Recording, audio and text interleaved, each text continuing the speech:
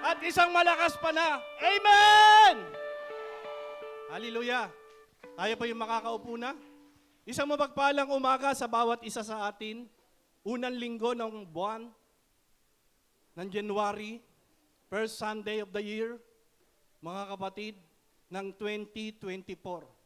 Kamusta na po yung taong nakalipas natin? Kamusta na yung 2023 na lumipas, mga kapatid? Tayo ba ay nag-success? Tayo ba ay nagtagumpay sa mga bagay-bagay na ating inaasam? Yung ating mga adhikain sa buhay? O yung ating mga goal? Yung mga goal natin na nais nating mangyari sa ating mga buhay, mga kapatid. Amen ba? Amen? So, taong 2024, marahil po, very common na rin sa mga tao na kapag pumapasok ang unang buwan, bago pa lang magsimula ang taon, marami na silang mga binabalak, marami na silang mga iniisip, marami na silang mga adhikain sa kanilang mga buhay, at meron na silang mga goal, mga kapatid, na nais nilang mangyari o nais nilang makamtan, mga kapatid. Common na yon, mga kapatid, na ginagawa ng mga tao, even sa mga kumpanya na ating pinapasukan, sa mga nagtatrabaho sa kumpanya. O, itong 2024, kailangan tumaas yung market natin. Di ba? Mga ganon. Mini-meeting niya yung kanyang mga matataas na may katungkulan at sinasabi niya kung papaano yung 2023 ay naging maganda, tung 2024, mas lalo pa nating pagandahin yung market natin. Kailangan marami tayong benta, kailangan sipagan pa natin, kailangan walang tatamad-tamad. So, specific, mga kapatid, very specific yung ginagawa. Kasi nga, yun yung goal nila, na kailangan ma-target nila yon. No? Even sa Grab, mga kapatid, meron kaming goal na ibinibigay sa amin na kailangan sa loob ng isang linggo, makahit ka ng 36 na pasahero, at kapag nakahit ka ng 36 na pasahero, meron kang incentive na matatanggap. So kailangan, sipagan naman namin. So yun po yung specific. At kailangan, doon sa goal na yun, meron kang specific, kailangan nakapokus ka rin doon sa goal na yon na nais mong mangyari. Kasi pag hindi ka nakapokus, kung ano-ano na yung gagawin mo, kailangan yung goal na gusto mong mangyari sa buhay mo, itong 2024, una, specific, sinasabi mo na ito lamang, and then, nakapokus ka, at yung susunod na gagawin mo, siyempre, kailangan may action din. Di ba?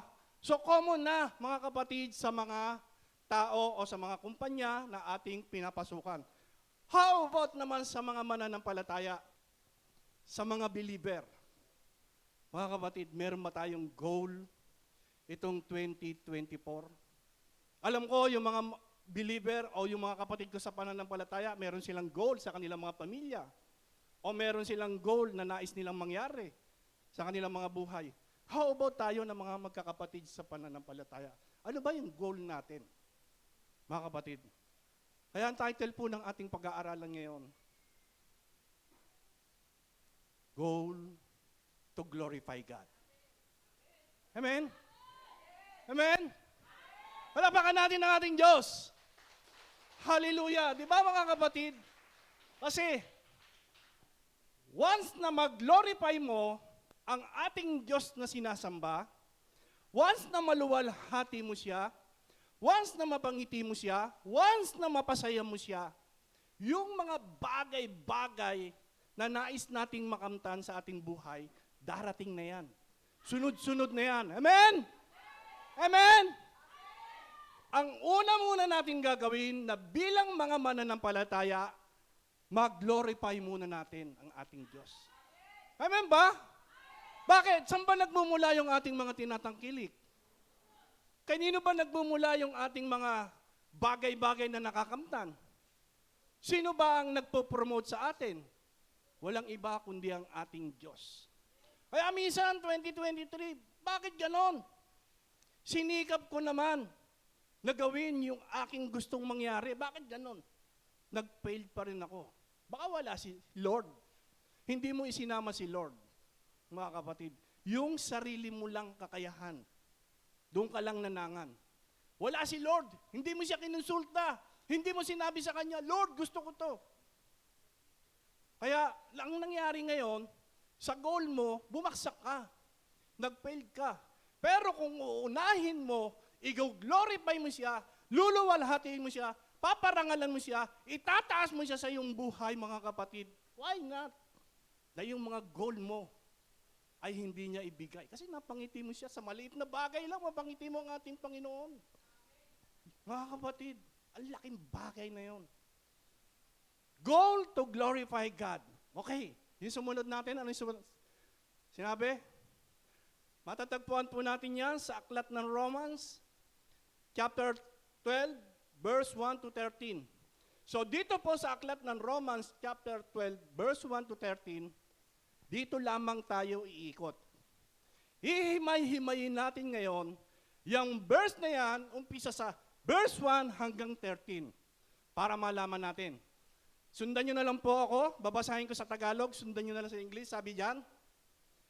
Kaya nga mga kapatid, alang-alang sa masaganang habag ng Diyos sa atin, so umpisa pa lang mga kapatid, alang-alang sa masaganang habag ng Diyos sa atin, hindi basta sagana. Sabi ni Pablo, masagana. Di ba? Ibang klase. Umpisa pa lang talagang mananagana ka na. Sabing ganon. Di ba? Ako'y nakikiusap sa inyo. At nakikiusap si Pablo. Hindi siya nagdidikta sa kanyang mga kapwa mananampalataya na hindi niya pinupuwersa, hindi niya sinasabi na ganito ang gawin. Sabi niya, ako'y nakikiusap sa inyo. Kaya ngayon, nakikiusap din ang ating Panginoon sa atin, mga kapatid. Sabi niya, ialay ninyo ang inyong sarili bilang ang sanghandog na buhay, banal at kalugod-lugod sa Diyos. Ito ang karapat-dapat na pagsamba ninyo sa Diyos. Huwag kayong makiayon sa takbo ng mundong ito. Sa halip, hayaan ninyong baguhin ng Diyos ang inyong pag-iisip upang maunawaan ninyo ang kanyang kalooban. Sa gayon, magagawa ninyo kung ano ang mabuti, kalugod-lugod at kanab sa kalooban ng Diyos. Dahil sa kagandahang loob ng Diyos sa akin, sinasabi ko sa bawat isa sa inyo, huwag ninyong pahalagahan ang inyong sarili nang higit sa nararapat. Sa halip, pakaisipin ninyong mabuti ang tunay ninyong katayuan ayon sa sukat ng pananampalatayang ipinagkaloob ng Diyos sa bawat isa sa inyo. Kung paano ang katawan ay binubuo ng maraming bahagi at magkakaiba ang gawain ng mga ito, gayon din naman, kahit na tayo'y marami, nabubuo tayo sa isang katawan ni Kristo at tayong lahat ay bahagi ng isa't isa. Tumanggap tayo ng iba't ibang kaloob ayon sa kagandahang loob ng Diyos, kaya't gamitin natin ang mga kaloob na iyan kung ang ating kaloob ay pagsasalita ng pahayag mula sa Diyos. Magpahayag tayo ayon sa sukat ng ating pananampalataya. Kung paglilingkod ang ating kaloob, maglingkod tayo, magturo ang tumanggap ng kaloob sa pagtuturo. Magpalakas ng loob ang may kaloob sa pagpapalakas ng loob. Kung pagbibigay ang inyong kaloob, magbigay kayo ng buong puso. Kung pamumuno naman, mamuno kayo ng buong sikap. Kung mapagkakawang gawa ang inyong kaloob, gawin ninyo iyan ng buong galak. Maging tunay ang inyong pagmamahalan, sabi niya. Kasuklaman ninyo ang masama at pagkaibigin ang mabuti. Magmahalan kayo bilang magkakapatid at pahalagan ninyo ang iba ng higit sa pagpapahalaga nila sa inyo. Magpakasipag kayo, sabi niya ganon. At huwag maging tamad, buong puso kayong maglingkod sa Panginoon. Magalak kayo dahil sa inyong pag-asa, magtiyaga kayo sa inyong kapigatian at palaging manalangin. Tumulong kayo sa pangangailangan ng mga kapatid. Patuloyin ninyo ang mga taga-ibang lugar, mga kapatid. So dito po, sa aklat ng Romans chapter 12, verse 1 to 13, diyan lamang po tayo iikot, hindi tayo lalabas, wala tayong ibang kukuning verse, kung hindi, diyan tayo magpo-focus, mga kapatid. Yan po ay sulat ni Apostol Pablo sa kanya, kanino po? Sa kanyang mga kapatid sa taga-Romans, mga kapatid. So kapwa mananampalataya sa Romanya, na hinihinok ni Apostol Pablo po sila na patuloy na luwalhatiin ng Diyos sa lahat ng mayroon sila. Ang kanilang katawan, ang kanilang kakayahan. Sabi ni Pablo na i-glorify nyo ang ating Panginoon. So ganoon din po tayo ngayon, mga kapatid, na narito ay ini-encourage niya na luwalhatiin ang ating Panginoon. What are the goals to glorify God? Ano nga ba? Ano nga ba yung goal natin? Pag sinabing goal, ano yung layunin mo? Ano yung gusto mo? Ano yung ninanais mo, mga kapatid? What are the goal to glorify God? Number one, the goal of the believers to glorify God. Letter A, sabi diyan, what to acknowledge. And then, letter B, sabi niya, what to avoid. And letter C, what to achieve. What to acknowledge. Sabi niyan, therefore, sabi niya, I urge you, brothers and sisters, in view of God's mercy, to offer your body as a living sacrifice, holy and pleasing to God. This is your true and proper worship. What to acknowledge, mga kapatid? What to acknowledge? Sabi niya, kaya nga, mga kapatid, alang-alang sa masaganang habag ng Diyos sa atin, ako'y nakikiusap sa inyo na ialay ninyo ang inyong sarili bilang isang handog na buhay. I-acknowledge muna natin kung gusto nating mag-glorify ang ating Panginoon, yung goal natin, tung 2024, kung gusto natin siyang mag-glorify, i-acknowledge natin o tatanggapin natin o kikilalanin natin, mga kapatid, na dahil sa masaganang habag, dahil sa biyaya, dahil sa kanyang pabor, dahil sa kagandahang loob, mga kapatid, tayo ay naligtas. Amen? Amen ba? Amen, mga kapatid. Hindi ka karapat-dapat, hindi siya karapat-dapat, hindi tayong lahat karapat-dapat sa paningin ng ating Panginoon. Sino ba tayo, mga kapatid? Pero dahil sa kanyang biyaya, sa kanyang habag, sa kanyang kagandahang loob, sa kanyang pabor, tayo ay naligtas. Yun yung dapat na ina-acknowledge natin sa ating mga buhay. Tanggapin muna natin, Lord, wala akong magagawa kung wala ka. Kung hindi dahil sa iyo, wala ako rito, hindi ako nakatayo. Kung hindi dahil sa iyo, nasaan ako, mga kapatid? Dapat yun yung inilalagay natin sa ating puso, sa ating kaisipan, na si Lord lamang ang gumawa, walang ibang gumawa ng mga bagay na yon, kundi ang Diyos Ama lamang. Yung habag niya, mga kapatid, hindi basta habag. Sabi nga ni Pablo, masaganang habag. Diba? Hindi basta sagana. Ibig sabihin yung habag na yon, ibang klase. Walang makakagawa, mga kapatid. Kaya nga, sabi niya, ako'y nakikiusap sa inyo na ialay ninyo ang inyong sarili bilang isang handog na buhay, banal at kalugod-lugod sa ating Panginoon. Kaya nga, dapat bago pa lamang dumarating yung linggo, inaayos na natin yung ating sarili. Inaayos na natin yung ating puso. Lord, darating ang linggo, magpupuri ako sa iyo, magpapasalamat ako sa iyo, aawit ako ng mga awiting himno sa iyo. Kailangan ayos yung puso ko kasi maghahandog ako sa iyo. Mga kapatid, yun yung dapat na nagiging goal natin. Lord, gusto kita kasi mag-glorify eh. Gusto kasi kita maluwalhati. Kaya gagawin ko to na bago maglinggo, bago ko ituntong ang aking mga panyapak dito sa iyong bahay, tahanan, ayos na ako. Mga kapatid, excited ako na makapagpasalamat sa iyo. Excited ako na makapagpuri sa iyo. Excited ako na umawit sa iyo. Mga kapatid, dapat yun yung goal natin para siya ay ating mag-glorify. Pero minsan, baliktad. Mga kapatid, baliktad ang nangyayari. Meron tayong oras na sinusundan. Bago mag-alas 10, kailangan narito ka na. Inihahanda mo na ang iyong sarili, pero anong oras ka dumarating? Amen? Amen? Kung gusto natin mag-glorify ang ating Panginoon, gawin natin yung para sa Kanya. Ibigay natin yung the best natin para sa Kanya, mga kapatid. Amen? Dapat pinaghahandaan mo ito kasi hindi ka magpupuri sa tao, magpupuri ka sa Diyos na makapangyarihan sa lahat. Amen? Kaya nga, dapat ito yung glorify, ito yung goal natin eh. Di ba? Lord, 2023, ang dami kong sablay sa'yo.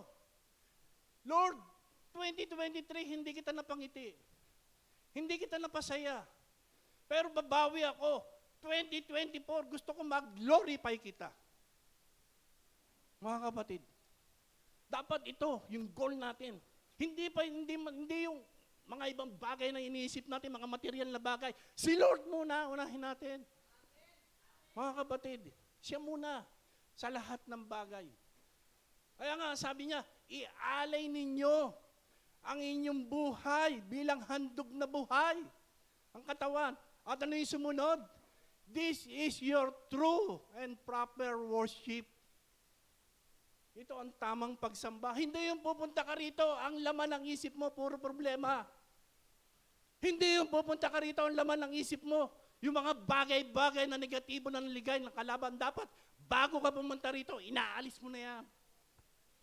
Lahat ng mga nasa puso mo, ng mga marumi, inaalis mo yan. Haharap tayo sa Diyos na ating sinasamba. Mag-aalay tayo. Napakalinaw nung sinasabi ni Pablo, ihandog ninyo ang inyong sarili bilang isang handog na buhay.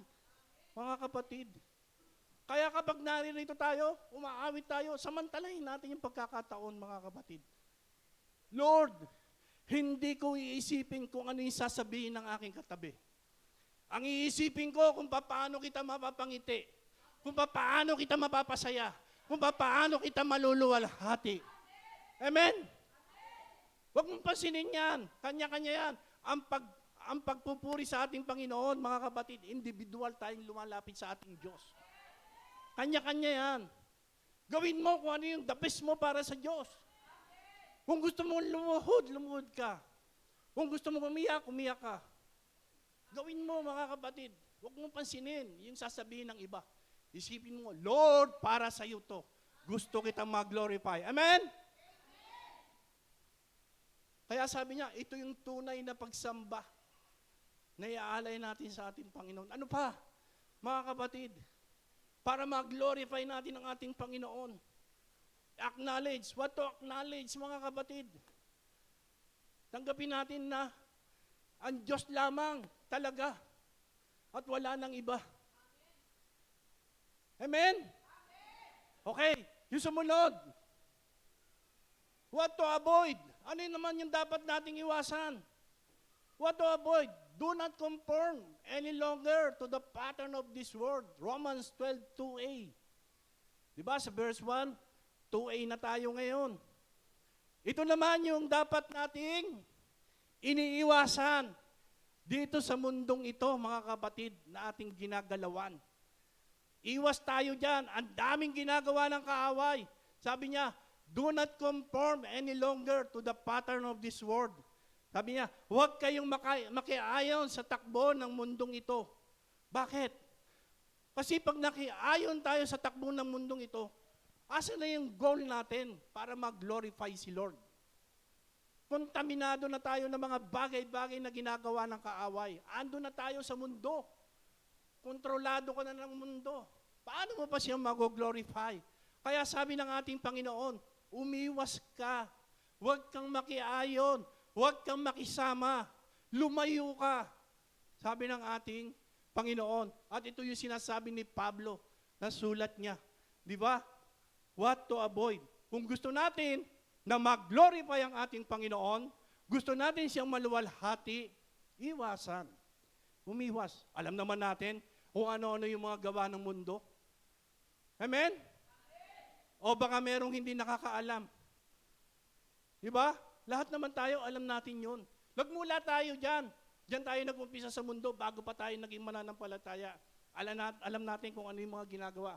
Yun yung sinasabi ni Pablo na kailangan mag-glorify ng mga believer ang ating Panginoon sa pamamagitan ng pag-iwas sa takbo ng mundo. And then, letter C, what to achieve? What to achieve? So ano yung nagawa mo? Sabi diyan, sa verse 2b, but be transformed by the renewing of your mind, then you will be able to test and approve what God's will is His good, pleasing, and perfect will. Sino yung magbabago ng takbo ng ating isipan? Ang Diyos. Kasi sa Tagalog, babasahin ko sa halip, hayaan ninyong baguhin ng Diyos. Sabi niya, ang inyong pag-iisip upang maunawaan ninyo ang kanyang kalooban. Hindi tayo, mga kapatid, na kapag binabago ng Diyos yung takbo ng ating kaisipan, magpabago tayo. Huwag natin ibablock, huwag natin kontrolin. Minsan kasi ayaw natin ipabago yung takbo ng ating isipan. Amen? Hayaan natin, Lord, baguhin mo yung takbo ng ating kaisipan kasi yung ating kaisipan, andito tayo sa mundo, ang gawa ng kaaway, madaling makapasok, madaling ilagay sa ating kaisipan. Kaya nga, ito yung dapat nating ginagawa ngayon. What to achieve, mga kapatid? Binabago, hinahayaan natin na si Lord ang magbago ng takbo ng ating kaisipan. Kung gusto talaga nating mag-glorify si Lord, nasa sa atin yon. Kung yun talaga ang goal natin sa 2024, Lord, gusto ko mag-glorify kita. So, susundin natin yung A, B, and C. What to acknowledge, and then yung sumunod, what to avoid, and then what to achieve. Kailangan, ito yung magawa natin. Sabi niyang ganon, mga kapatid. Kaya kapag binabago ng ating Panginoon ang ating kaisipan, sunod tayo, hayaan natin. Minsan mahirap kasi, kapag puno na ng na-contaminate na talaga ng mga mundong gawa, ang hirap, mga kapatid. Pero, kung pababago natin ang takbo ng ating isipan, anong sabi niya? Mga kapatid, sabi niya dyan, sa halip, hayaan ninyong baguhin ng Diyos ang inyong pag-iisip upang maunawaan ninyo. Wow, galing. Ibig palang sabihin, mga kapatid, hanggat hindi nababago ni Lord yung takbo ng ating isipan, kaya pala minsan parang, bakit ganun? Di ba? Hindi natin mauna-unawaan kasi nga ayaw natin pumayag. Pero sabi ni Pablo dito, upang maunawaan ninyo ang kanyang kalooban. Para malaman natin kung ano ba talaga yung kalooban mo. Mga kapatid, baka mamaya hindi na kalooban ni Lord yung kalooban ng kaaway na yung ating ginagawa. Kasi nga, ayaw natin na magpabago ng takbo ng ating kaisipan. Amen? Amen? Kaya ba natin yon na si Lord ang magbabago ng takbo ng ating kaisipan? Isang malakas na palakpak sa ating Diyos na buhay. Hallelujah, di ba? Kaya minsan, Lord, kalooban mo ba to? Itong ginagawa ko? Lord, will mo ba to? Parang nagtatanong pa tayo.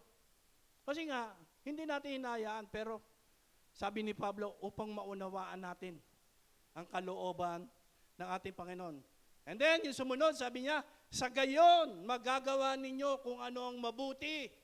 Sa gayon, magagawa ninyo kung ano ang tama. Sa gayon, magagawa ninyo kung ano ang kalooban ng Diyos. Sa gayon, magagawa natin para mag-glorify natin ang ating Panginoon. Amen? Praise the Lord. Hallelujah. Simple lang. Pero, sabi ko nga, kaya ba natin? Kaya yan sa Lord. Walang mahirap. Lahat kinakaya. Mga kapatid, ang ating Diyos na sinasamba, Diyos ng mananagumpay. Hindi tayo talunan. Tandaan natin, mananagumpay tayo, mga kapatid.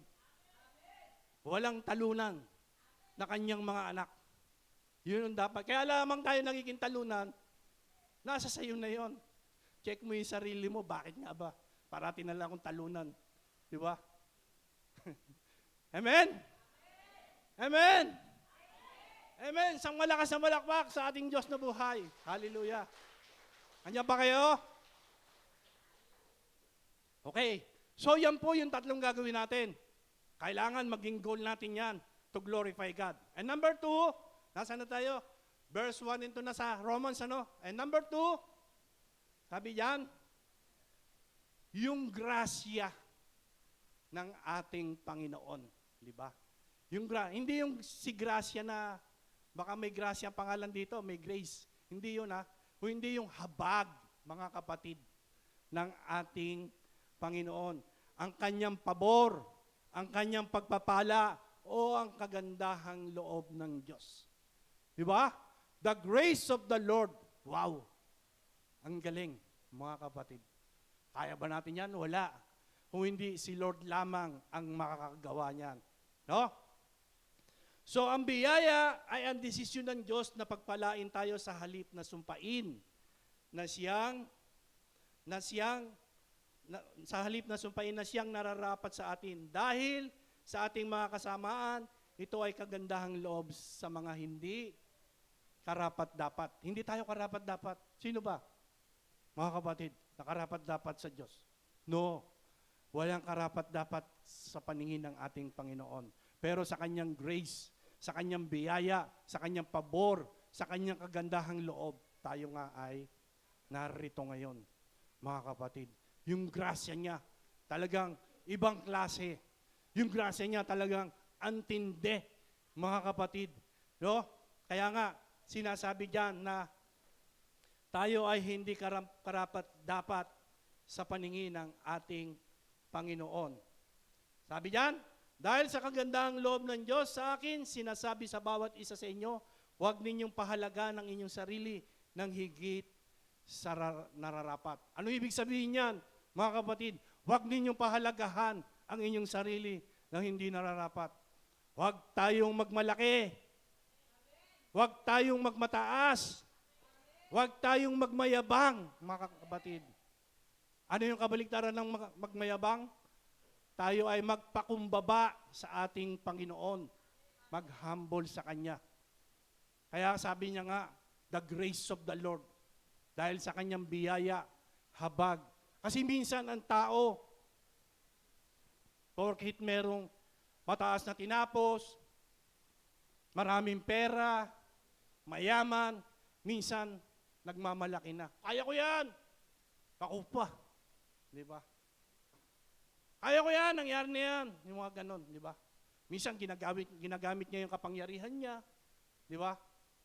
So, dapat tayo na mga believer, kung gusto nating mag-glorify ang ating Panginoon, yung goal natin, Lord, hindi ako magmamalaki sa iyo kasi wala akong magagawa kung wala ka. Hindi ko kaya kung sa sarili ko lamang. Kaya, Lord, kailangan kita sa pang-araw-araw kong pamumuhay. Dapat ganon. Patuloy nating ibinababa yung ating mga sarili sa harapan ng ating Diyos. Diba? Dapat ganun tayo. Ano man ang tinapos mo, ano man ang katayuan mo, by the grace of God lang yan. Sa biyaya niya lamang yan. Mga kapatid, wala tayong maipagmamalaki sa harapan ng ating Panginoon. Amen? At kapag ginawa natin yon, patuloy nating ibinababa ang ating mga sarili, mga kapatid, ang ating Diyos ay ating naluluwalhati. Napapasaya natin siya. Nag-humble tayo sa Kanya. Ano sabi ng ating Panginoon? Ang nagpapakumbaba ay Kanyang tinataas at ang nagmamataas, ang mayabang, ang mapagmataas ay Kanyang binabaksak. Mga kapatid, gusto ba natin ibaksak tayo ng ating Panginoon? No, amen.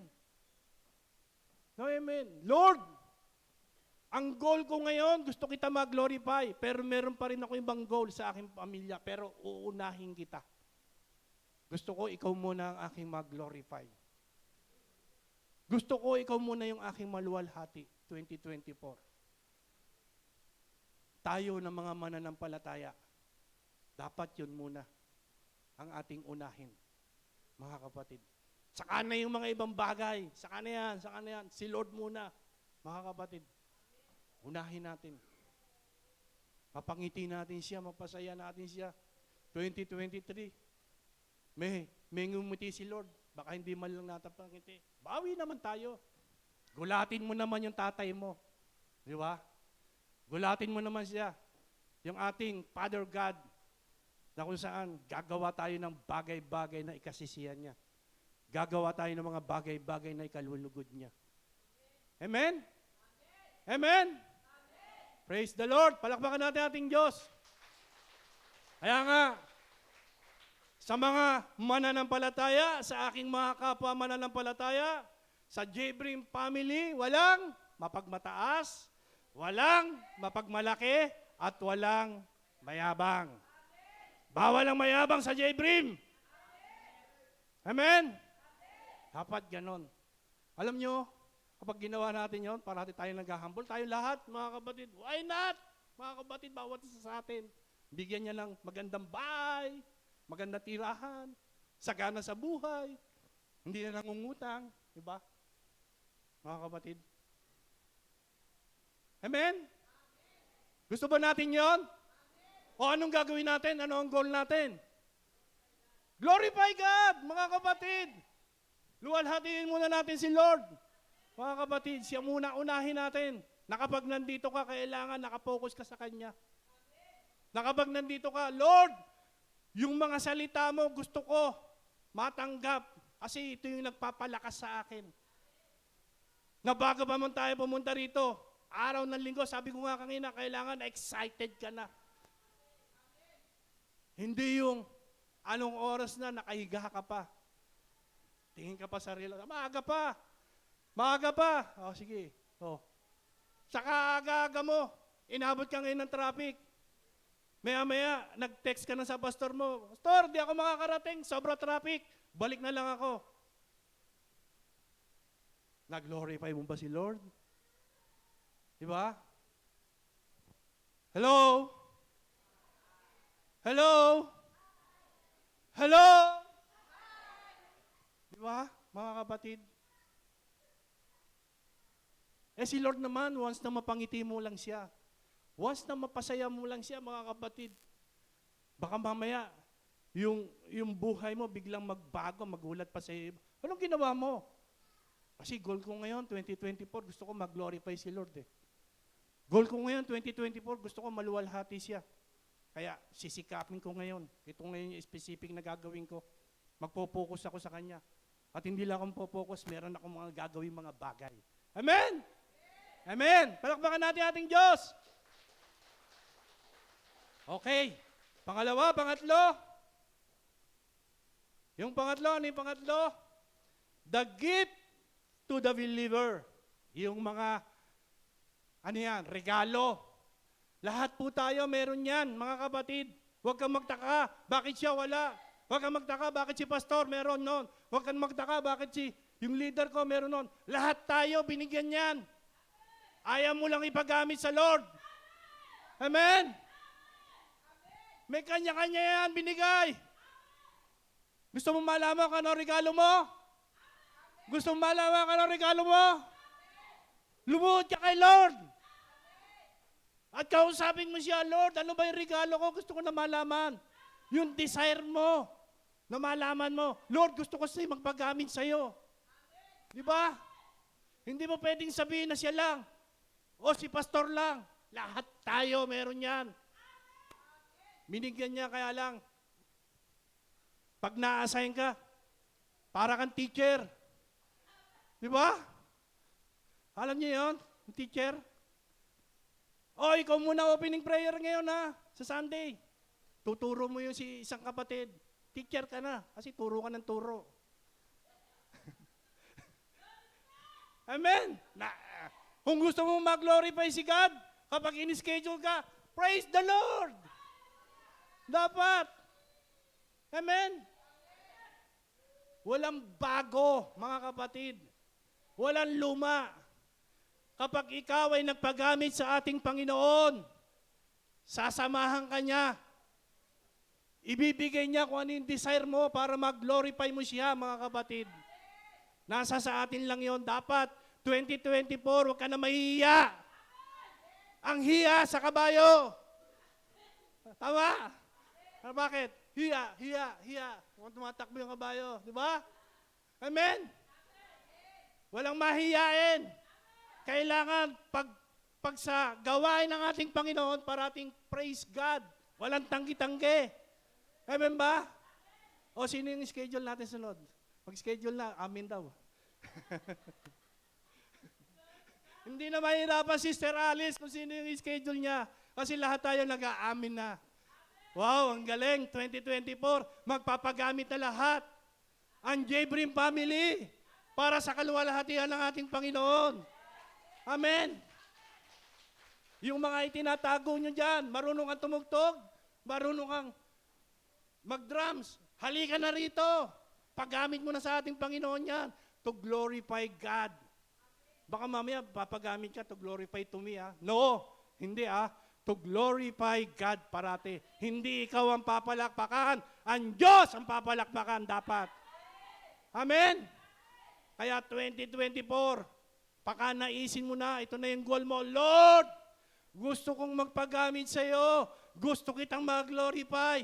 Kumakanta ako, maganda yung boses ko. Minsan nakagla-live pa ako. Eto, natatayo na ako sa iyo. Magpupuri na ako. Amen? Di ba? Para sa kaluwalhatian ng ating Panginoon. Kaya alam ko na yung mga itinatago ng iba dyan, ilalabas na. Amen? Basahin nyo yung mga kaloob na yan. Lahat tayo meron yan. Amen? Yan yung gift sa mga mananampalataya. Basahin ko, ha. Sabi sa verse 4, kung paano ang katawan ay binubuo ng maraming bahagi at magkakaiba ang gawain ng mga tao, gayon din naman, kahit na tayo'y marami, nabubuo tayo sa isang katawan ni Kristo at tayong lahat ay bahagi ng isang isa. Tumanggap tayo ng iba't ibang kaloob. Lahat tayo, mga kapatid, ay merong kaloob na tinanggap.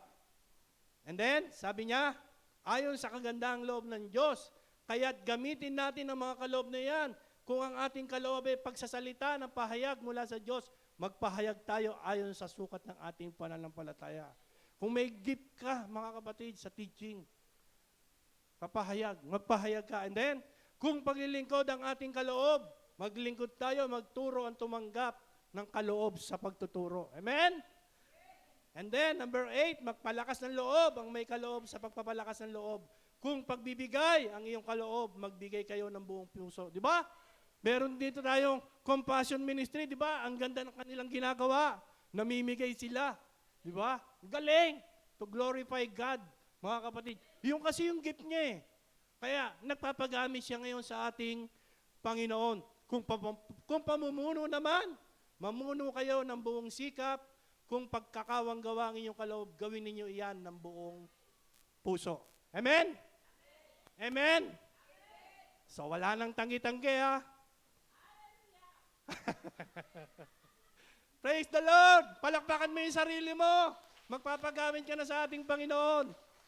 Hallelujah! Hindi na mahirapang pumili pa. Sino kaya ilalagay ko rito? Di ba? So ibig sabihin, lahat umaayon. So yung pag-aayon natin yon, nakita ni Lord, wow, yung mga anak ko sa J-Brim talagang antitindi na. Yung mga anak ko sa J-Brim talagang ansisigasig na. Eto na, 2024. Wow, mapapangiti na nila ako. Sabi ni Lord, wow, galing. Di ba? Amen? Mag-glorify na nila ako. And the last, number 4, the guideliness for the believer. Wow. Ha? Guidelines for the believer. So, ang mga alituntunin o patnubay ng mga mananampalataya, yung guideline, mga kapatid, di ba? So, meron din pala guideline ang mga believer, mga kapatid. Letter A, sabi diyan, sincerely love and honor. Sumunod, show your zeal and joy. Share with what you have.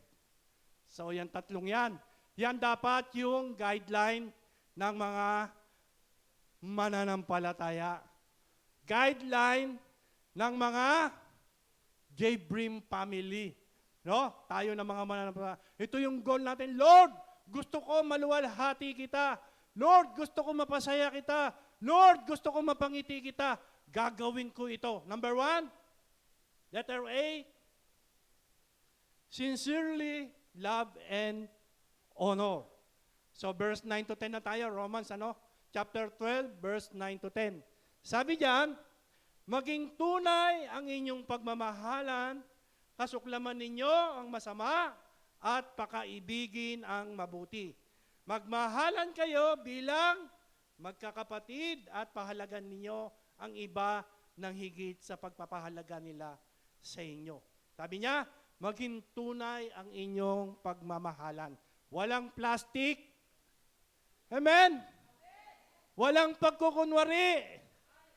Mga kapatid, sabi niya, maging tunay. Sincerely, sabi niya ganon. Love and honor. Dapat, kung gusto nating maluwalhati, kung gusto nating mag-glorify ang ating Panginoon, ito yung goal natin, Lord. Ang Gabriel family, tunay na nagmamahalan. Di ba? Ang Gabriel family, tunay na nagmamalasakitan.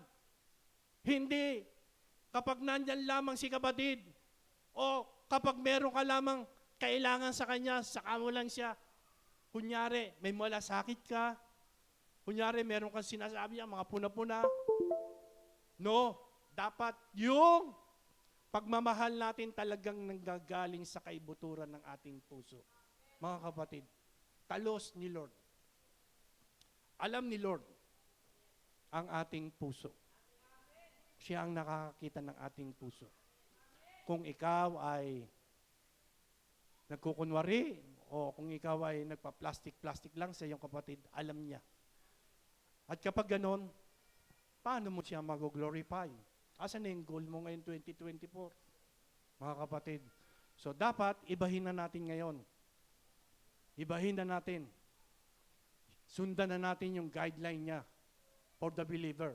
Sabi niya ganon, at so yung sumunod, magala kayo dahil sa inyong pag-asa, magtiyaga kayo sa inyong kapigatian at palaging manalangin. Hallelujah! Parati ba tayo nananalangin? Nananalangin ba tayo? Praise the Lord! So kung parati tayong nananalangin, andyan si Lord, natutulong sa atin. Kausapin lang natin ang ating Panginoon. Parati natin siyang kukonsultahin, parati natin siyang isasama sa ating mga ginagawa. Di ba? Yung banal na Espiritu Santo, parati nating ina-acknowledge sa ating mga buhay, mga kapatid. Hindi yung sarili lamang natin. At tayo ay magtatagumpay sa ating mga goal, mga kapatid. And then, letter B, show your zeal and joy. Ipakita ang inyong sigasig at kagalakan. Ito, sabi niya, magpakasipag kayo at huwag maging tamad. Tigas, ano? Ayaw ni Lord ng tamad. Di ba? Amen? At alam ko naman sa Jebrim family, walang tamad. Lahat masisipag. Lahat masisigasig. Amen? Amen? So hahayo na tayo. Bakit isa na lang ang umamin? Di ba? Sipagan na natin 2024, mga kapatid. Di ba? Magpakasigasig na tayo. Magpakasipag na tayo. Magpakasipag tayo sa pagbabahagi ng kanyang salita. I-share natin yung magandang balita ng kaligtasan ng ating Panginoon sa mga tao. Ayaw niya nung tamad. Mga kapatid, gusto niya ang kanyang mga anak ay masipag. At kapag ginawa natin ito, yung goal natin na mag-glorify natin ang ating Panginoon ay nagagawa na natin, mga kapatid. Di ba? Amen? Meron na ba tayong nabahagi na ng salita ng ating Panginoon? 2023? Wala pa. Kung wala, 2024, bawi tayo. Lord, babawi ako sa iyo. Hindi ako nakapagbahagi ng iyong salita. 2023, ngayon 2024, babawi ako, magbabahagi ako ng salita mo. Mag-share ako. I-share ko na ikaw lamang ang daan ng katotohanan ng tambuhay na walang makararating sa Ama kung hindi sa pamamagitan mo. Kaya kailangan kanilang tanggapin bilang Panginoon na tagapagligtas ng kanilang buhay. Amen? Palakpakan natin ang ating Diyos ng malakas. Di ba? Mga kapatid, ang sarap at ang sarap magbahagi ng salita ng ating Panginoon. Amen? Iba yung pakiramdam, mga kapatid, kapag ikaw ay nakakapagbahagi, nakakapag-share, na isi-share mo yung pangalang Jesus sa mga hindi pa nakakakilala, mga kapatid. Kapag ikaw ay nakakapagdala ng kaluluwa sa kanyang paanan, libo-libong anghel yung nagdiriwang sa kalangitan. Mga kapatid, ganon kagrabe. Doon pa lang, mag-glorify mo na ang ating Panginoon. Doon pa lang maluluwalhati mo na siya. Dahil ikaw ay nagpapakasipag, hindi ka tatamad-tamad. Amen? Amen ba? Masipag ka ba? Amen. Praise the Lord. Palakpakan mo yung sarili mo. Hallelujah. 2024, Lord, magpapakasipag na ako sa iyong ubasan. Gusto ko mag-glorify kita. Ito yung goal ko. Kaya gagawin ko kung ano yung ipinagagawa mo sa akin. Amen? Praise the Lord. And then, yung sumunod, share with what you have. Wow. Di ba? Anong sabi dyan? Mga kapatid, ibahagi sa kung ano ang mayroon ka. Magbahagi ka kung ano yung meron ka. Kung ano yung nasa sa iyo, mga kapatid, ibahagi mo. Di ba? Napakaganda. Gagawin mo yun para sa kaluwalhatian ng ating Panginoon. Gagawin mo yun para siya ay iyong mapangiti, iyong mapasaya. Mga kapatid, yan ang dapat nating ginagawa. Sabi niya, sa last verse natin, verse 13, tumulong kayo sa pangangailangan ng mga kapatid at patuloyin ninyo ang mga taga-ibang lugar. Malinaw, mga kapatid, tumulong kayo sa pangangailangan ng mga kapatid. Kaya lang, dapat yung mga tinutulungan, mga kapatid, baka wag naman nating abusuhin si kapatid. Alam nyo nang giver siya. Sinasamantala naman natin. Huwag hindi ganon, mga kapatid. Di ba? Alam ni Lord yon kung ano yung desire mo. Alam ni Lord kung ano yung nilalaman ng iyong puso, mga kapatid. Pero doon sa giver talaga, wow. Patuloy mong naluluwalhati ang ating Panginoon dahil sa iyong ginagawa na pagtulong sa mga kapatiran. Sa maliit na bagay pa lang, napangiti mo na siya. How much more sa mga ginagawa mo pa sa mga kapatiran, mga kapatid. Nakita naman natin yung buhay nila doon sa sumusunod sa kalooban ng ating Panginoon. Di ba? Nakita natin yung buhay nila talagang andon talaga grabe. Yung mga blessing, mga pagpapala, andon yung proteksyon, andon yung pagsama sa kanila ng ating Panginoon, iniiwas sila sa kapahamakan, sa anumang uri ng kasakitan. Kasi nga, nag-glorify nila ang ating Panginoon. Kaya minsan, dapat check natin mga kapatid. 2023, bakit ganun? Dumating yung mga problema, ang daming mga pagsubok, ang daming mga pangyayari. Bakit kaya? Baka kulang ka sa paglapit sa ating Panginoon. Baka kulang ka at hindi mo isinasama ang ating Panginoon sa iyong buhay. Sabi nga, God Center. Dapat siya yung maging sentro ng buhay natin na mga mananampalataya. Siya yung parati nating kasama, siya yung parati nating kinakausap, siya yung parati nating kinukonsulta ng mga believer at mananampalataya, mga kapatid. Kaya 2024, galaw-galaw na tayo. Gawin na natin, mga kapatid. Okay lang yun. Hindi interesado ang Diyos sa iyong nakaraan. Interesado ang Diyos sa iyong hinaharap. 2023, marami ka sablay, okay yun. Kalimutan mo na yun. Magsimula ka uli. 2024. Umpisahan mo. Unang linggo pa lang ng taon. January. Gawin mo na. Baka nakakakalahati ka pa lang. Andyan na, bumubuhos na. Bumubuhos na. Wala ka na mapaglagyan ng mga pagpapala. Mga kapatid. Andyan na yung mga answer prayer mo. Ang tagal-tagal mo na pinapanalangin. Walang nangyayari. Ilang taon na. Pero nung mag-glorify mo si Lord, magugulat ka na lang, dumadag sana. Wow! Galing. Kala mo wala ng pag-asa. Kala mo wala ng kalutasan. Pero si Lord pala, nasa kanya ang pag-asa. Mga kapatid. Down na down ka na. Alam mo, wala nang pag-asa yung buhay mo. Pero nung nag-glorify mo si Lord, muli ka na niyang inangat, mga kapatid. Ganon kagrabe ang ating Panginoon. At yun ay dahil sa kanyang habag, awa, kagandahang loob, biyaya na nagmumula sa kanya. Na kaya niyang ibigay sa bawat isa sa atin. Amen? Amen ba? Palakpakan natin ang ating Diyos. Tayo po'y tumayo at bilang konklusyon,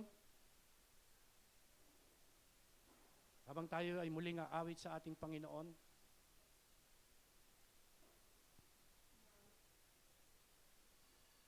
sabi sa ating konklusyon sa Matthew 5:16, sabi niya, gayon naman, dapat ninyong paliwanagin ang inyong ilaw sa harap ng mga tao upang makita nila ang inyong mabubuting gawa at papurihan ang inyong Ama na nasa langit. Glorify your Father in heaven. Mga kapatid, nasa atin yon. Paglabas natin sa apat na sulok ng kwartong to, pwede nating kausapin ang ating Panginoon. Lord, 2023, ang dami kong mga bagay-bagay na nagawa sa iyo. Ang dami kong sablay, Lord. Kaya itong 2024, gusto ko maluwalhati kita. Lord, samahan mo ko, gabayan mo ko sa gagawin ko. Hindi ko kaya ito kung sa sarili ko lamang. Kaya kailangan kita. Gusto ko ang 2024, ikaw muna yung aking uunahin. Ikaw muna yung aking luluwalhatiin. At alam ko na ikaw ang Diyos na tutugon sa lahat ng ating mga pangailangan. Kaya sa umagang ito, taas natin ang ating mga kamay, mga kapatid. Kapag tayo kumakanta sa ating Panginoon, ibig sabihin, yung ating mga kamay ay nakatuon doon sa kalangitan. Andun yung ating Diyos na sinasamba. At habang inaawit natin ito, gawin natin personal na panalangin, mga kapatid. Huwag mo isipin kung ano yung sasabihin ng katabi mo. Isipin mo ngayon kung papaano mo siya maluluwalhati. Isipin mo ngayon kung papaano mo siya mapapangiti. Isipin mo ngayon kung papaano mo siya mapapasaya. Ihandog mo yung iyong sarili ngayon bilang isang handog na buhay. Kalugod-lugod, banal sa Diyos. Sabi niya, ito yung tunay na pagsamba sa ating Diyos na buhay. Bawat isa ngayon ay lalapit sa ating Panginoon. Ano yung goal mo? Alam ni Lord na meron kang goal eh. Alam ni Lord, meron kang gustong mangyari sa buhay mo, 2024. Alam ni Lord kung ano yung gusto mo na malutas at makamtan sa 2024. Kausapin mo ngayon si Lord. Ang ating Diyos ay narito.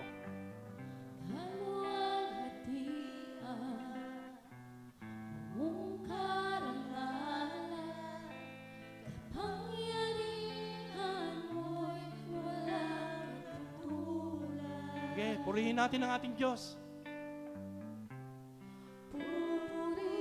Huwag tayong magsawa na magpuri sa Kanya. Huwag tayong magsawa na pasalamatan siya. Sabihin mo sa Kanya, Lord, gusto kita mag-glorify. Kaya pupurihin kita, sasambahin kita. Sige. Kausapin mo si Lord. Alam ni Lord, meron kang goal eh. Alam ni Lord, meron kang gustong mangyari sa buhay mo. Alam ni Lord, yung future mo. Kausapin mo siya ngayon.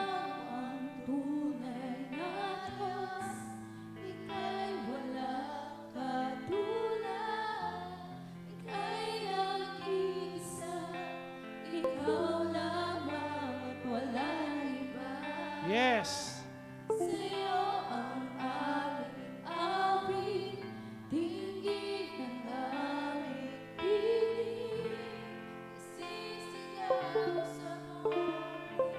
Okay, purihin natin ang ating Diyos.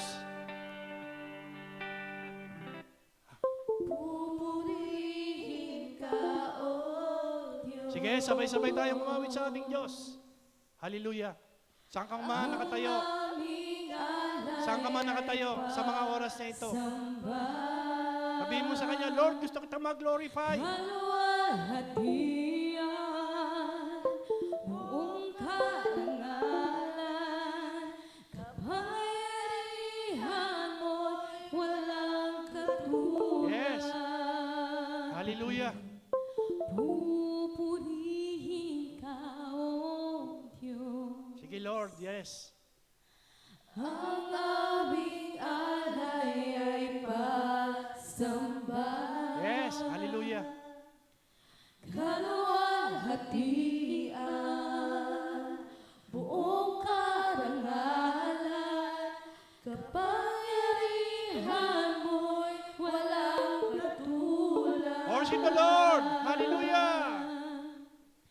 Ikaw ang tunay na Diyos, Ika'y walang katulad, Ika'y nag-iisa, Ikaw lamang at walang iba. Yes. Thank you, Lord. Sa'yo ang aming Hallelujah. dinggin ang aming Yes. tinig, isisigaw sa Sabay-sabay tayo kumawit sa Diyos na buhay. Ikaw ang tunay na Diyos, Ikaw ang Sige. tunay na Diyos, Sigaw natin na siya ang tunay na Diyos. walang katulad, Ika'y nag-iisa, Ikaw lamang at wala nang iba. Hallelujah. Sa'yo ang aming awit, dinggin ang aming tinig, isisigaw sa buong mundo. Ikaw ang Sabi na siya ang tunay na Diyos.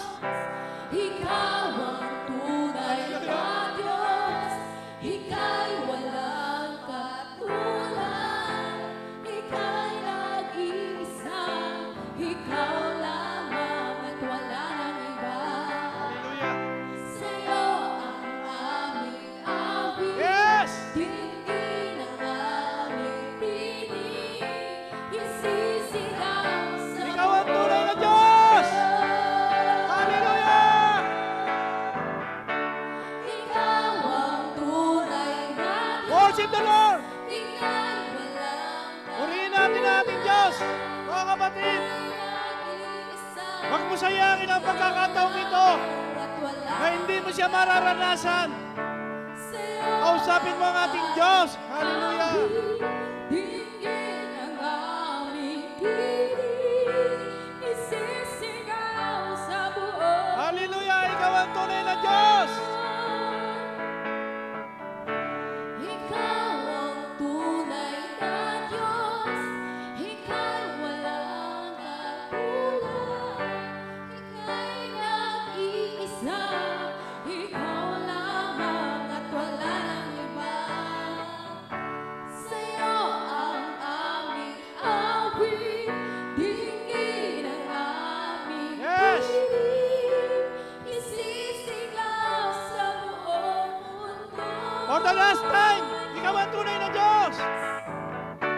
Ikaw ang tunay na Diyos, Ika'y walang katulad, Ika'y nag-iisa, Ikaw lamang at wala nang iba. Yes.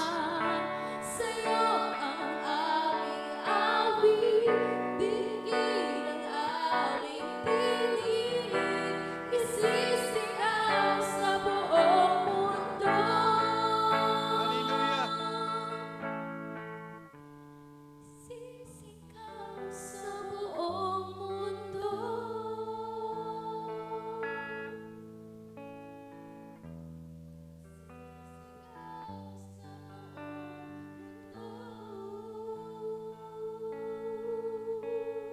Hallelujah. Dakilang Diyos amang sumasalangit. Ama, habang nakataas ang aming mga kamay, Panginoon, sa mga oras na ito, Ikaw ang aming isinisigaw, Panginoon, na Ikaw ang aming tunay na Diyos. Lord, nakalipas po yung taong 2023. Alam mo yung mga bagay-bagay, Panginoon, na nangyari sa aming mga buhay. Ang dami naming mga pagkukulang, Panginoon. Ang dami-dami naming mga sablay na nagawa, Panginoon. Nabigyan ka namin ng kalungkutan. Hindi ka namin napangiti o hindi ka namin napasaya, Panginoon. Kaya Lord, salamat at tinuruan mo kami, Panginoon, ng 2024 na ito ay ikaw muna ang aming luwalhatiin, Panginoon. Magkaroon kami ng goal para sa iyo, Lord, na ikaw yung aming mag-glorify sa bawat bagay na gagawin namin. Tinuruan mo kami sa pamamagitan ng iyong mga salita, Panginoon. Tinuro mo sa amin sa bawat verse, bawat bersikulo, Panginoon, ng iyong salita, ay naroroon yung mga kapamaraanan na aming susundan. Binigyan mo kami ng guideline, Panginoon. Tinuro mo sa amin kung ano yung dapat naming i-acknowledge, dapat naming iwasan, at kung ano yung dapat naming matapos, Panginoon. Sinabi mo rin na lahat kami ay binigyan mo ng mga kaloob, mga regalo, para ikaw ay aming maluwalhati, Panginoon. At sinabi mo rin na maging tunay yung aming pagmamahalan sa iyo. Lord, sa mga salita ang aming napakinggan, sa mga salita na iyong ibinigay sa amin, Panginoon, ay narito kami na nagpapasalamat sa iyo. Muli naming naunawaan at nalaman namin, Panginoon, na tunay nga na ikaw lamang ang Diyos at wala nang iba na ang uunahin namin sa aming mga buhay. Kaya Lord, hayaan mo ang taong 2024, Panginoon, ay magsisimula kami, Panginoon. Tunay nga na hindi ka interesado sa aming nakaraan. Interesado ka sa aming hinaharap, Panginoon. Kaya Lord, kami na iyong mga anak, ang buong Jebrim family, ay patuloy naming ibinababa ang aming mga sarili, Panginoon. Ayaw naming magmalaki sa iyo. Ayaw na naming magmataas sa iyo. Hindi na kami magiging mayabang, Panginoon. Bagkus patuloy naming ibababa ang aming mga sarili sa iyong harapan. Aaminin namin na dahil sa iyong habag at awa lamang, Panginoon, kami nakakatayo. Kaya narito kami, Panginoon, na patuloy na nagpupuri, patuloy na nagpapasalamat sa iyo.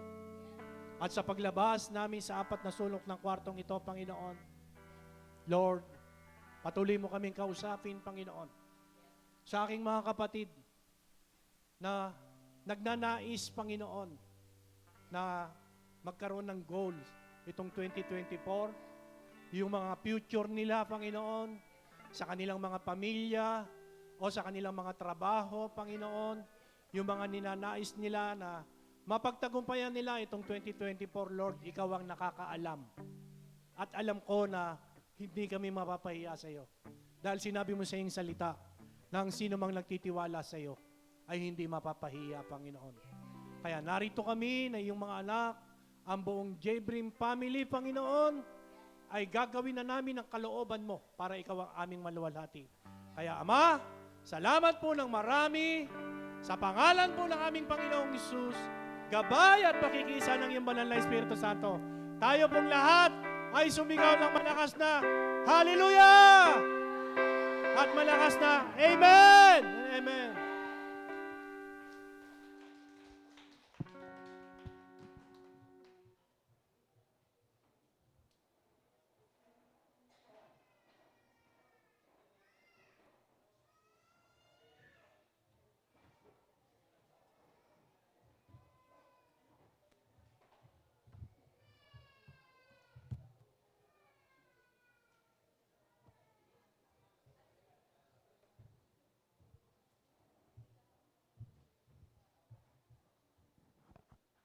Are we blessed?